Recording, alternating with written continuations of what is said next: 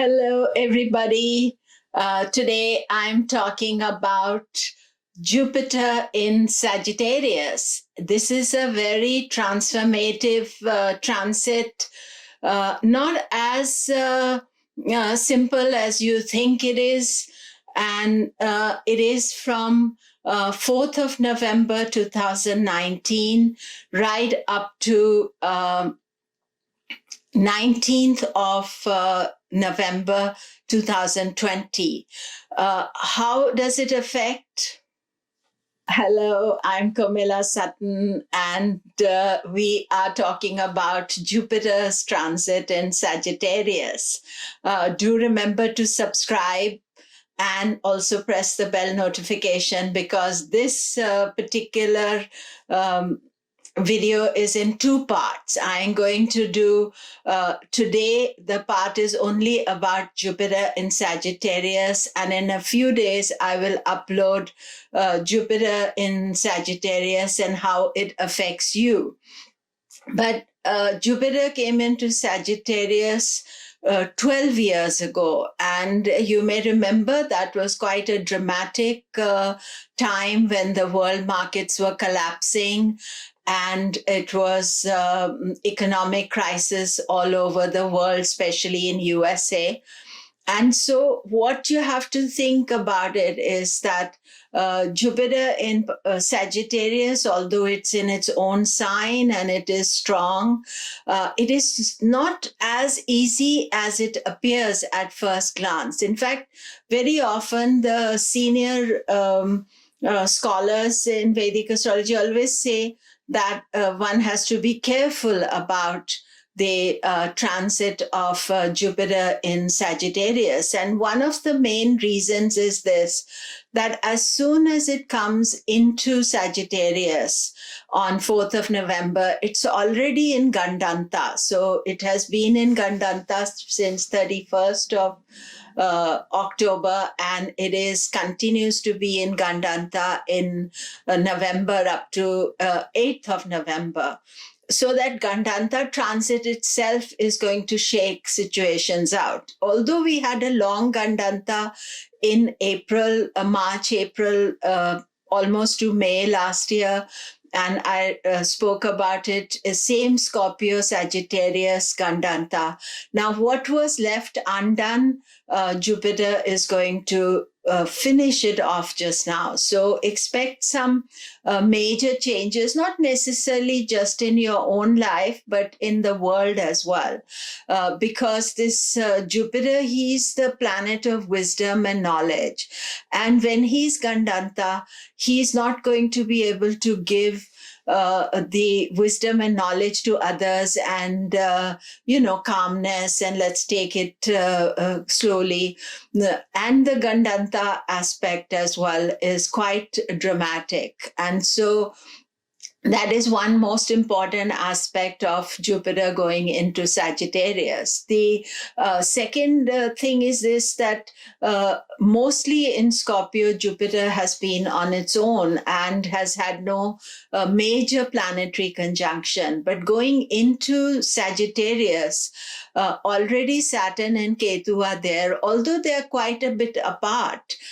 Jupiter is setting up its conjunction with Ketu in 2020 and Saturn in 2020-2021.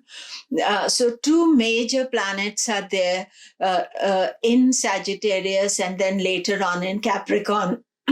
So Jupiter, Saturn are coming into their conjunction once in 20 years. So again, this is very rare, Jupiter, Saturn coming since 2000. So 2000, now 2020, Jupiter, Saturn will come. But there's first Jupiter, Ketu conjunction. And as soon as Jupiter goes into Sagittarius, it will conjoin with Venus and then with Mercury, and then it is going to take part in the eclipses because Jupiter is in the same sign as Ketu. That means that all the eclipses that are taking place, and there will be 4 eclipses in which Jupiter will participate. And I will make separate videos for all these sections, but I want to give you an overview. So Jupiter, big major eclipse on 26th of December. This is Jupiter, Ketu is together there, and Jupiter is also combust, hidden behind the sun. Sun Jupiter conjunction, Jupiter with Ketu and all the planets, except for Venus and Mars, all the other planets are in Sagittarius. So Jupiter is part of it, but Jupiter is a little bit ineffectual. So the eclipse is also going to make a big change, transformation. And then after that, we get the Jupiter-Ketu conjunction on 6th of January. And immediately after that, 9th of January is the lunar eclipse. So we have the lunar eclipse and Jupiter's opposite it. In the lunar eclipse, Jupiter is not participating. He's in the opposite place, but it's still part of the eclipse energy. So after that, Jupiter actually has a little bit of respite, and you will see that it is going to go on its own, and Saturn moves away on 23rd of January. So what we see is that Saturn is now no longer with Jupiter, but Jupiter rushes through Sagittarius. Often what happens with Jupiter is when he's in a sign, he stays in a sign for 1 year.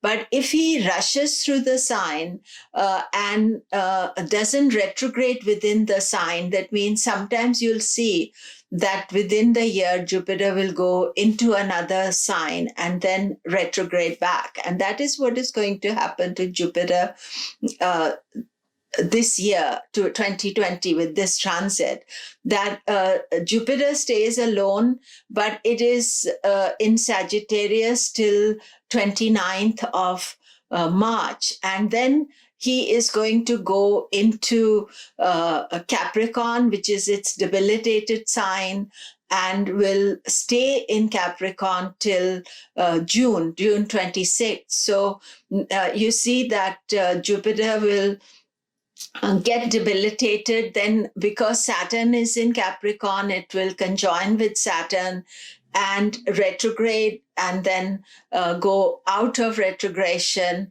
and we will see Jupiter finally moving in Sagittarius after it finishes its retrogression. So Jupiter is going into Capricorn, and then it still doesn't conjoin with Saturn.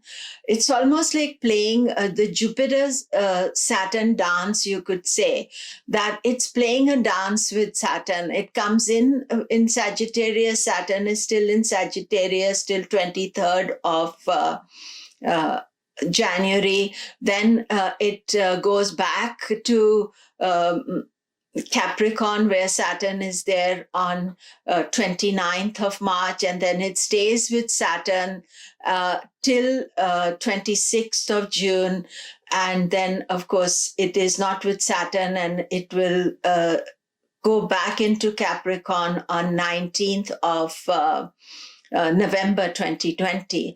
And then it will finally make the exact conjunction of Jupiter-Saturn. So that is a separate video about Jupiter-Saturn that I will be doing later on. But it is important to understand that this Jupiter is going to have the influence of Saturn. This is going to have that short break of debilitation as well. So we have to watch out for that. Now, Jupiter will also be Vargottama for a long time in 2020.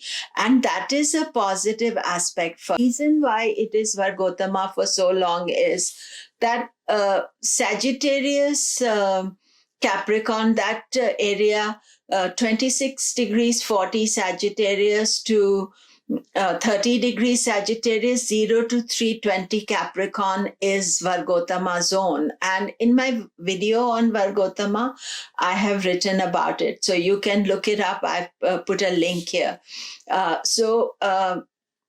So Jupiter is going to go into Sagittarius Vargottama in March. And then because it's going to retrograde back, it slows down there. And then it will retrograde and stay Vargottama and strong. So even though Jupiter is in Capricorn, it's not really weak and it never reaches the 5-degree Capricorn, its exact debilitation degree. That it will only do in late 2020 and maybe early 2021. So this particular Vargottama is strong for Jupiter, but Jupiter is the guru in Sagittarius and it's more practical in Capricorn. But you see, the point is this, that Jupiter in Sagittarius has got so much confusion here, and so many different aspects and planets conjuncting and eclipses and combustion, all those things, that the early part of Jupiter in Sagittarius is not really going to deliver what we expect it to. So we should keep our expectation a bit low.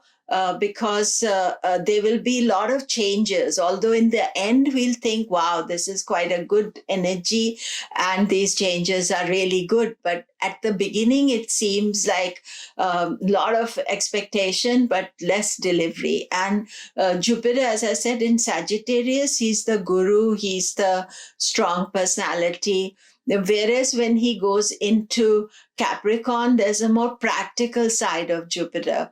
Jupiter goes into Capricorn on 29th of March and remains in Capricorn till 29th of June. Earlier on, I said 26th. It's not 26th, it's 29th of June. And of that, on 14th of May, he retrogrades.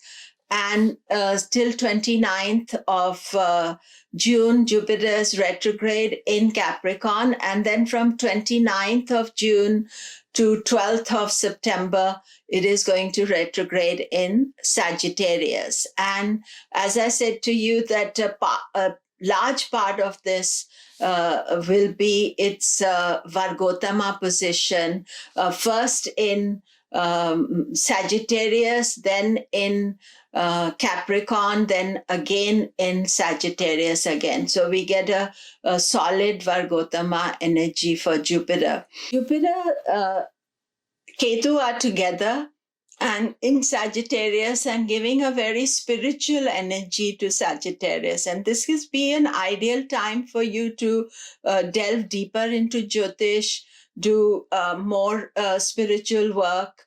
It is certainly they are energizing this energy. So Jupiter Ketu, after their conjunction in January, 6th of January, they are moving in separate directions. So Jupiter will be, Ketu will be with Jupiter. The eclipses are connected to Jupiter while Ketu is there. But from 22nd of September, Ketu leaves Sagittarius and goes into Scorpio. And so the last bit of Jupiter in Sagittarius is on his own.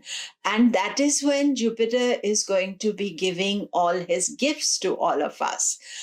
So all the disturbances, irritations, they'll all come to something because they are giving us energy to move and to develop. Now, one important thing to remember about Jupiter in Sagittarius is that even though there is going to be some turbulence, it's not the same as Saturn turbulence. Saturn is way more difficult and hard on us. And 2019, we had the Saturn Ketu conjunction, tight conjunction. This Jupiter Ketu are together, but they are not tightly embracing each other. So we are not going to feel the same way, although we'll feel some transformation, some change, we can't let go of that. And in my monthly news and also the ongoing news, I will be giving all the different shades of what Jupiter is going to do. So then, so the last few months, late September, November, October, November, then Jupiter's on his own and he's ready and able to give all the results. He's direct, he has done all his energy. So it is important to keep that in mind. So I think that the key thing to understand about this Jupiter and Sagittarius transit is that it is going to be a bit turbulent to start with because he has to establish a new way of being. And one of the reasons why Jupiter is so difficult in Sagittarius is that Sagittarius is the sign of Sattva, and Sattva is purity, and Scorpio was the sign of Tamas. So when the changeover takes place between the Tamasic Scorpio and the Sattvic Sagittarius, Sagittarius is the search for your spiritual self, your inner self. So not everybody is seeking spiritual energy. You may be seeking something in the material world, but you have to transform the old things, the things that we were stuck, we were involved with. They have to change, because if even you want freshness in your career, in your relationships, in your money, in your spirituality, you need to shift the old way of thinking. And that is why that Jupiter going from Scorpio to Sagittarius is complicated. But also Jupiter with Ketu. That means Ketu is bringing the eclipses, so adding to the transformational energy of it. So the nakshatras that Jupiter goes through, he starts on 4th of November with Mula nakshatra. Mula is the root. It is the essence of everything. Mula is your tree of life. And, you can get uprooted because Mula is, the root. So if you uproot yourself, you have to be careful that you plant it nicely again. What happens is most of us, and that is what the spiritual life is about, is to burn the root. And at Mula, the desire to burn the root of our past life, of our old thinking, our old ways is very intense. But not everybody is ready to make such big sacrifices, such big changes. So what you have to be careful when Jupiter is going through Mula is that you trim your tree of life. See what things are no longer important. You trim your tree of life. Don't cut it and throw it away, because that will be way more destructive, and be careful about that. And that is what all of you need to be careful about. So Jupiter will be in Mula from 4th of November to 4th of January. So beginning of Mula is the Gandanta, but short Gandanta, 4 days. But remember this factor that I told you, that don't be self-destructive, because Mula will allow you and Jupiter will make you feel happy about doing it, because your Jupiter is not going to stress you out. He'll just do it, and then you've suddenly spoilt everything for yourself. Then from 4th of January to 7th of March, Jupiter goes into Purva Ashada. And Purva Ashada is new roots are coming out, new ideas are coming, and your spiritual energy, your positive energy is going to be slowly exposed. However, there is immediate lunar eclipse as well as a Ketu conjunction on 6th of January that you need to be cautious and careful about. And after that, Purva Ashada is relatively straightforward. It is ruled by Venus the other guru. So you may have multiple choices at this time. There may be different advisors coming to you, do this, don't do this. But your true self, what is there, always comes out in Purva Ashada. Purva Ashada is deity, is Apas, the water goddess, and you may want to purify yourself during this transit. So things that it is also the start of the new year, you may think, I want to make some changes, I want to improve things for myself. So that is important factor with the Purva Ashada. Jupiter will retrograde back into Purva Ashada from 26th of July to 30th of October. And then finally, it will go back to Uttara Ashada, which is its Vargottama position. And Uttara Ashada is a very important aspect because as we go into Uttara Ashada, the soul is more looking towards ascetic, how to do some spiritual things so that you can purify yourself, uplift yourself.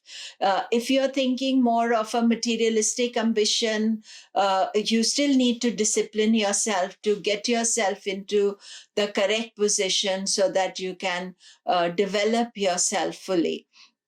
So these three nakshatras that Jupiter goes, most of 2020 is going to be dominated by Uttara Ashada, because Uttara Ashada is where Jupiter retrogrades and Vargottama. So those are the two things. So when a planet is Vargottama, it is in a strong position, even though it is Vargottama by transit.